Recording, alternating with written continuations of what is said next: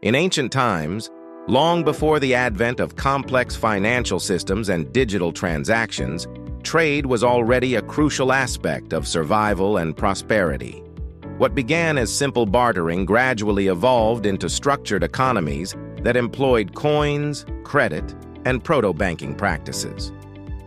The journey from barter to coinage reflects the ingenuity of ancient civilizations, each adapting to their unique circumstances and laying the groundwork for modern commerce. This is the story of how early societies developed trade practices that shaped the future of business. Chapter 1. The Barter System, a World Without Currency. In the earliest stages of human civilization, people relied on bartering, the direct exchange of goods and services without using money. As early as 9000 BCE, communities in hunter-gatherer societies exchanged items of immediate value, such as food, tools, or shelter. For example, a hunter might trade fresh meat for a farmer's grains, and a skilled toolmaker might exchange crafted weapons for animal pelts. Barter became more complex as communities grew and trade networks expanded. The Sumerians, who inhabited Mesopotamia around 3000 BCE, used the barter system extensively. In Sumerian markets, grain, wool, livestock, and metal tools were common items of trade. Bartering, however, had its limitations. The double coincidence of wants problem, where each party had to have what the other desired, made trading cumbersome. As trade networks stretched across greater distances, it became evident that a more standardized form of exchange was needed. Chapter 2. The First Proto-Currencies: Livestock, Grains, and Metals. To solve the challenges of barter, early civilizations developed proto-currencies, items that held consistent value within a community or trade network. In Mesopotamia, barley was a common proto-currency, valued for its durability and importance as a staple food. Workers were often paid in barley rations, which could be traded for other goods, making it a functional early currency. Livestock, such as cattle, sheep, and camels, also served as a form of currency. Cattle, particularly, became a unit of wealth in various societies because they were valuable for both agriculture and sustenance.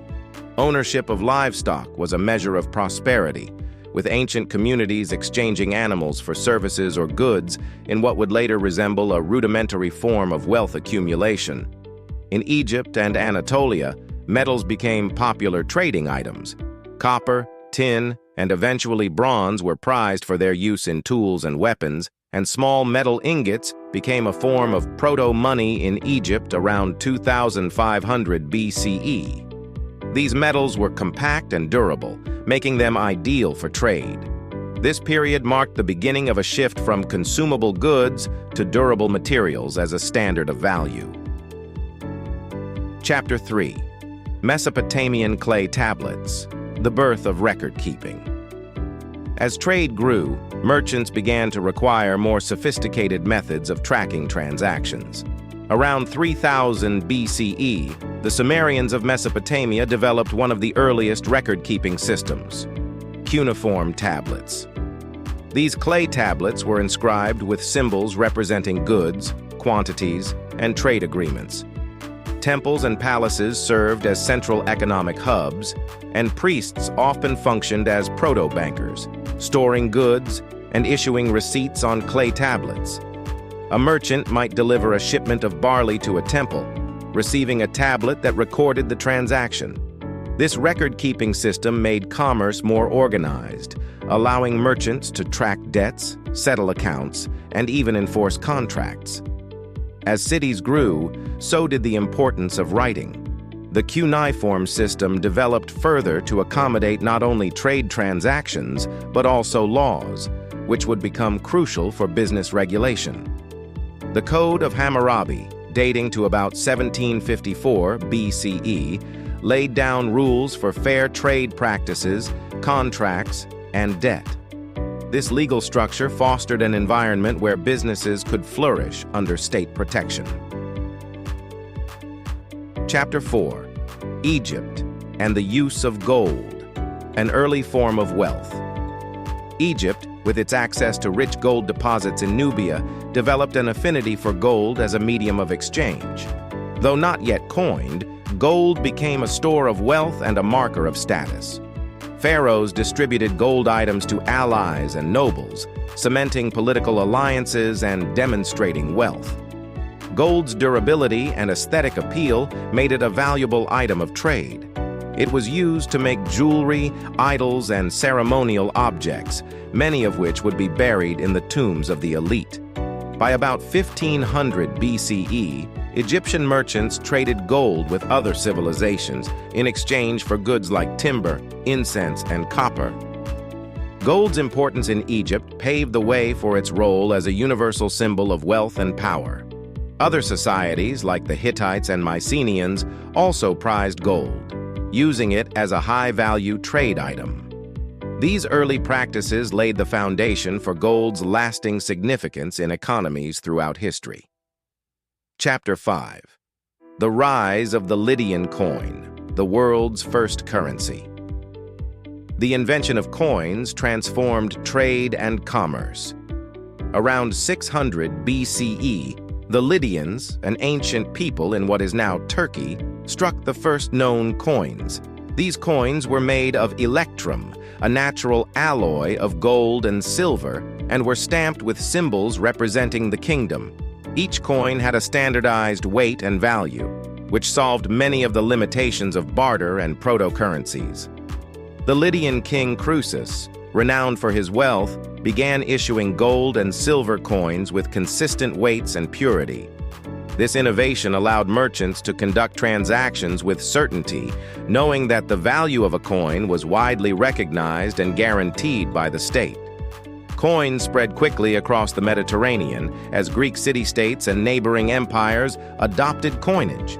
Coins revolutionized trade by providing a portable, durable, and easily recognizable form of currency. For the first time, wealth could be accumulated, saved, and transported over long distances without degradation. With the invention of coinage, ancient economies grew in complexity, setting the stage for more advanced financial systems. Chapter 6. The Persian Empire, standardizing currency across an empire. The Persian Empire, under rulers like Cyrus the Great and Darius I, embraced coinage and created one of the first state-regulated monetary systems. Darius introduced the daric, a gold coin that bore the image of the Persian king. The daric became the standard currency throughout the Persian Empire, stretching from Egypt to India. This standardization of currency enabled the Persians to streamline taxation and build a robust economy. Merchants within the empire could use the daric to trade goods across vast distances without facing conversion issues. The empire's extensive road system, including the famous Royal Road, facilitated trade, connecting markets from the Mediterranean to Central Asia. Persian coins also helped foster cross-cultural exchanges, as merchants from different regions used a common currency to conduct business. The Persian approach to currency regulation laid the groundwork for economic integration, a model that would be emulated by empires to come. Chapter 7. Greece and the economy of the polis. In ancient Greece, city-states or poli developed their own coins and monetary systems, creating a vibrant economy supported by trade, agriculture, and craftsmanship. Athens, Corinth, and Sparta each minted their own coins, which became symbols of civic pride and autonomy. Athenian silver drachmas, featuring the owl of Athena, became widely recognized and accepted across the Mediterranean. Trade was integral to the Greek economy. Greek merchants exchanged olive oil, wine, and pottery for goods from Egypt, Persia, and beyond. Greek ports like Piraeus became bustling centers where merchants from across the known world converged. Coinage facilitated this trade, as Greek coins were accepted across the Mediterranean and even beyond, allowing Greek culture and influence to spread. The Greeks developed early banking practices as well, with temples and wealthy individuals offering loans to merchants and farmers. Interest rates were established, and contracts were often written to formalize agreements, providing security and predictability for borrowers and lenders. Chapter 8. Rome. The coin, as an instrument of power. With the rise of the Roman Empire, coins became not only a tool for trade, but also a means of propaganda and control. Roman emperors stamped their images onto coins, turning currency into a medium that reinforced imperial power. Roman coins, such as the denarius, were minted in vast quantities and spread across the empire, making the denarius a widely accepted standard. The Romans established mints in various cities, ensuring a steady supply of coins. Roman currency enabled efficient taxation and funded the empire's vast infrastructure, from roads and aqueducts to military campaigns. Roman coins also conveyed messages. Inscriptions celebrated military victories, peace, or divine favor, linking the emperor's success with the stability of the economy. Roman merchants and bankers operated within a highly regulated economy. The Roman state established laws to govern trade, lending, and debt, creating a stable environment for commerce. Coins facilitated Rome's expansion and solidified its economic power, leaving a legacy that would shape European economies.